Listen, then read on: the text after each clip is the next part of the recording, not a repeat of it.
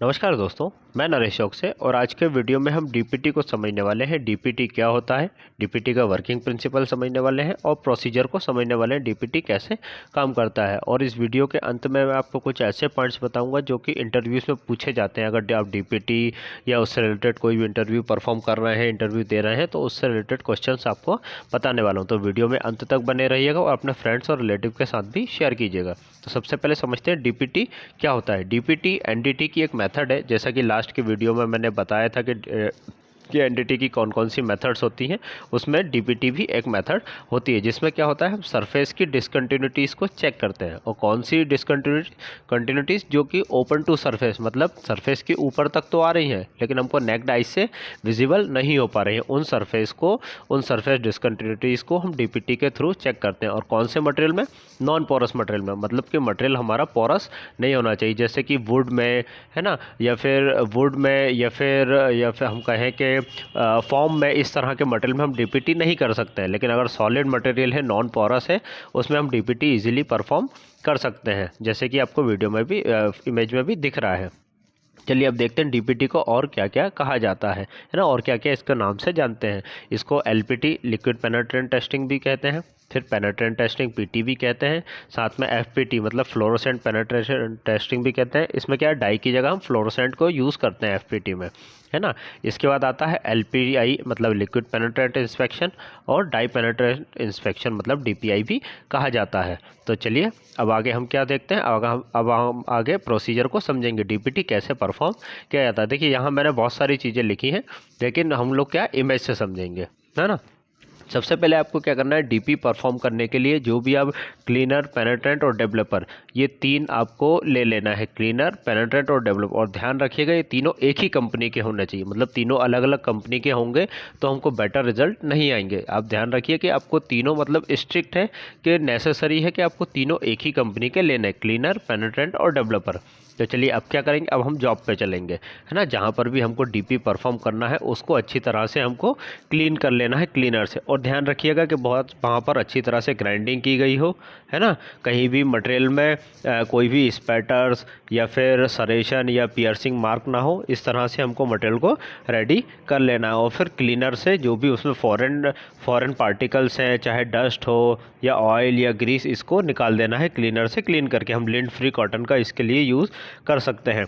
या फिर हमारे पास जो हम क्लीनर यूज़ कर रहे हैं वो स्प्रे बॉटल में आता है, तो स्प्रे करके भी हम उसको बाद में फिर कॉटन से साफ़ कर लेना है अच्छी तरह से। इसके बाद हम क्या करेंगे, इसके बाद जो हमने सरफेस को क्लीन किया है वहाँ पे हम क्या करेंगे, वहाँ पे पेनिट्रेंट अप्लाई करेंगे, है ना। समझ रहे हैं आप, पेनिट्रेंट को अप्लाई करना है। इसको भी या तो हम ब्रश से या फिर लिंट फ्री कॉटन से या फिर स्प्रे के थ्रू हम लोग यूज़ कर सकते हैं ना। इस स्प्रे के थ्रू हम लोग अपने पेनिट्रेंट को अप्लाई करना है। इसके बाद क्या करना है, हमको इसको एक स्पेसिफाइड पेनिट्रेंट जो हमने अप्लाई किया जिस सरफेस पे, उसको एक स्पेसिफाइड टाइम के लिए छोड़ देना है, जिसको कि ड्वेल टाइम कहा जाता है। अब वो ड्वेल टाइम कितना रखना है वो मैं आपको वीडियो के आखिरी में बताऊंगा, है ना। इसके बाद क्या करना है, जब हमने एक स्पेसिफाइड टाइम के लिए अपने पेनिट्रेंट को छोड़ दिया है जॉब पर, इसके बाद हमको जो एक्सेस पेनिट्रेंट, मतलब क्या है, जो भी हमने ड्वेल टाइम रखा है उतनी देर में हमारा पेनिट्रेंट डिसकंटिन्यूटी के अंदर चला जाएगा, है ना, चला गया। इसके बाद हमको जो एक्सेस पेनिट्रेंट है उसको अच्छी तरह से क्लीनर से लिंट फ्री कॉटन के थ्रू हमको साफ़ कर लेना है ना। जैसे ही हम लोग साफ़ करेंगे, अच्छी तरह से साफ़ करने के बाद हमको डेवलपर यूज़ करना है। डेवलपर हमको स्प्रे के थ्रू यूज़ करना है ना, जो हमारी बॉटल में हमने स्प्रे लिया है, जो हमने क्लीनर और पेनिट्रेंट और डेवलपर यूज़ कर रहे हैं। और ध्यान रखिएगा जब भी आप पेनिट्रेंट या डेवलपर का यूज़ करें, स्प्रे के थ्रू यूज़ करें, तो बॉटल को अच्छी तरह से शेक कीजिएगा, ठीक है। ये कर लिया हमने। इसके बाद हमको एक स्पेसिफाइड टाइम के लिए छोड़ देना है। वैसे तो जो भी हमारे रिज़ल्ट हैं वो इमीडिएटली आ जाते हैं, मतलब 15-20 सेकंड, 1 मिनट के अंदर ही हमको रिजल्ट मिल जाता है। लेकिन बेटर रिजल्ट के लिए हमको एक स्पेसिफाइड टाइम तक, मतलब इसमें भी ड्वेल टाइम तक उसको छोड़ देना है। इसके बाद क्या होगा, इसके बाद हमारी डिसकंटिन्यूटीज़ ओपन हो जाएंगी, मतलब सीएबिलिटी, उसको हम अपने डिसकंटिन्यूटीज़ को नेक्ड आइज से देख पाएंगे, इस तरह से हो जाएंगी। जैसे कि हमने यहाँ पे मार्क भी किया है, देखिए यहाँ पे एक लीनियर क्रैक जनरेट हुई है हमारी वेल्डिंग में, ये हमने रूट रन पे ही वेल्डिंग परफॉर्म किया था। तो इससे क्या होगा, डीपीटी करने से हमारी सीएबिलिटी, जो हमारी सरफेस पे ओपन टू सरफेस डिसकंटिन्यूटीज है जो हमको नेक्ड आइज से नहीं दिख रही थी, वो उसकी सीएबिलिटी मतलब विजिबल हम उसको देख सकते हैं। तो ये तो हो गया हमारा प्रोसीजर। अब हम आगे देखते हैं कि इसका वर्किंग प्रिंसिपल क्या होता है। वर्किंग प्रिंसिपल को इंटरव्यूज़ में काफ़ी ज़्यादा पूछा जाता है। जनरली क्या डीपीटी जो है वो कैपिलरी एक्शन पे वर्क करता है। कैपिलरी एक्शन मतलब क्या? कैपिलरी एक्शन मतलब जैसे हम किसी पॉट में या किसी बीकर में अगर थोड़ा सा पानी लेके उसमें पाइप डालते हैं तो आप देखिएगा वाटर लेवल से भी पाइप के अंदर का जो पानी रहेगा वो वाटर लेवल से ऊपर आ जाएगा। तो इसी को कैपिलरी एक्शन कहा जाता है। इसी की वर्किंग प्रिंसिपल पे डाई पेनिट्रेशन वर्क करता है। इसमें क्या डिसकंटिन्यूटीज़ के अंदर हमारा जो पेनिट्रेंट है वो चला जाता है और हमको ओपन टू सरफेस में डिसकंटिन्यूटीज़ नेक्ड आइज से विजिबल हो जाती हैं। इसके बाद हम आता है कि हम इसको कहाँ कहाँ यूज़ कर सकते हैं।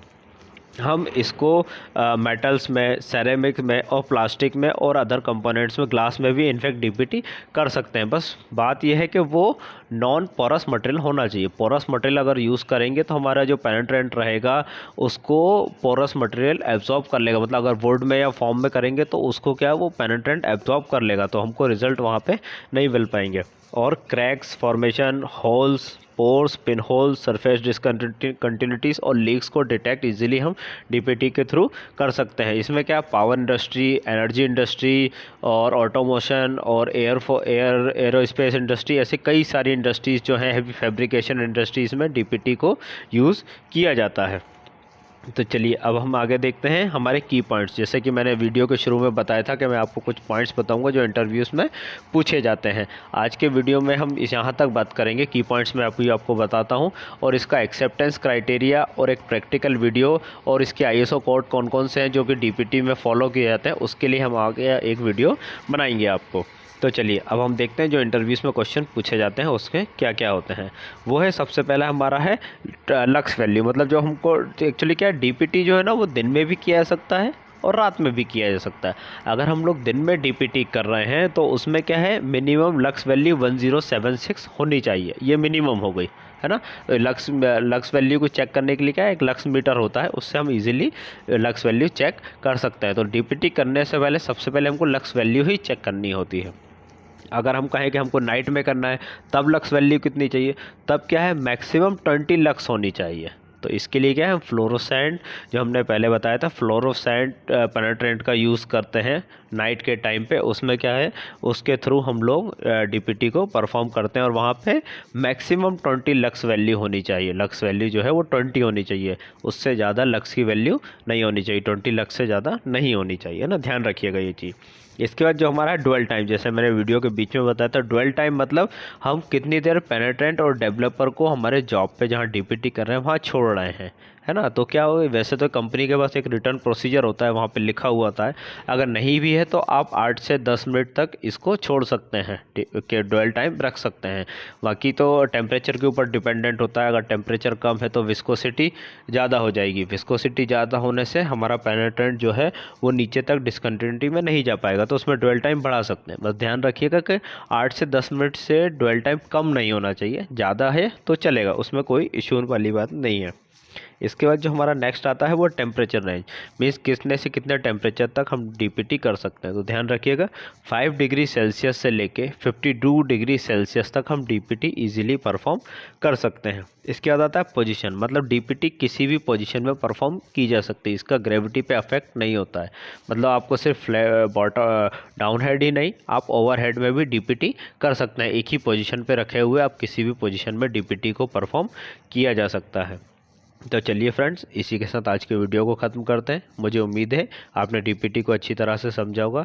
इस वीडियो को अपने फ्रेंड्स और रिलेटिव के साथ भी शेयर करें। Thank you friends, thanks for watching.